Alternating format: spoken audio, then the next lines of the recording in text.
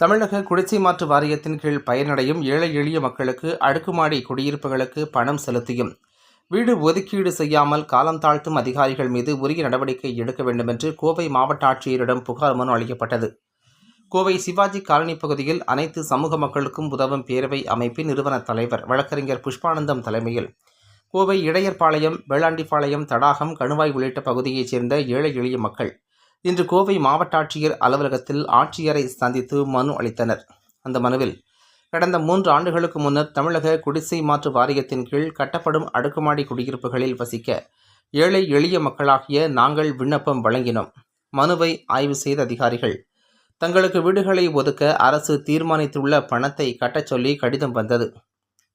இதனைத் தொடர்ந்து 2 ஆண்டுகளுக்கு முன்னர் செல்வபுரம் குடிசை மாற்று வாரிய அலுவலகத்தில் பணம் செலுத்தினோம். ஆனால் இதுவரை அதிகாரிகள் எங்களுக்கு வீடுகளை ஒதுக்கீடு செய்யாமல் காலம் தாழ்த்தி வருகின்றனர்.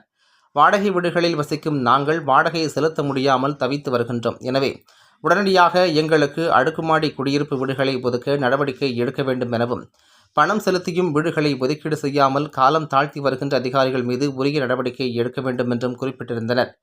இந்த நிகழ்வில் வழக்கறிஞர் குமாஸ்தாக்கள் லட்சுமி, திவ்யா, ஜபா, செல்வராஜ், திரைப்பட நடிகர் ஜான், சரஸ்வதி, விஜயா, பால்ராஜ், கண் பார்வையற்றவர் புவனேஸ்வரி, ஜெயந்தி, விஜயலட்சுமி, சமூக ஆர்வலர் சுடலை முத்து, காவலாளி நடராஜ், மருத்துவர் கோ தமிழழகன், செல்வபுரம் திமுக அறிவழகன், வழக்கறிஞர் பிரியா, தெய்வானை மற்றும் பரமேஸ்வரி உள்ளிட்ட பலர் கலந்து கொண்டனர் என்பது குறிப்பிடத்தக்கது.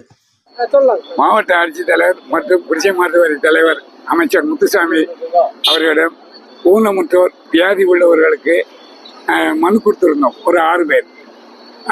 மாவட்ட ஆட்சித்தலைவர் மனுவினை பரிசீலனை செய்து இவர்களுக்கு பெரியநாயக்கம்பாளையத்தில் 6 பேருக்கும் கீழ்த்தளத்தில் வீடு கொடுக்கும்படி உத்தரவிட்டுள்ளார். இதோ உத்தரவு உள்ளது.